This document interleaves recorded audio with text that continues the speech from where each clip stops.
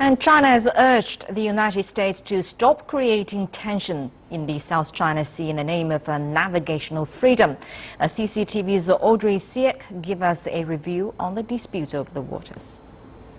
Let's start in April 2015. Satellite images show China building a concrete runway on a disputed reef in the Nansha Islands. Later in May, the United States flies a surveillance plane over the South China Sea.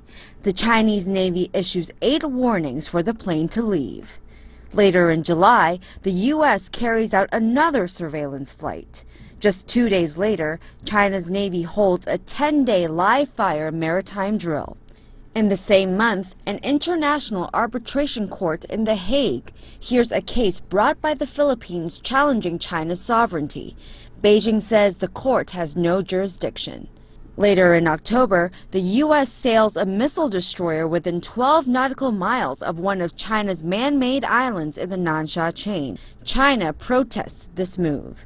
And in the following month, 2 U.S. B-52 strategic bombers fly near the disputed South China Sea islands. There's another flight in December which Washington says was an accident.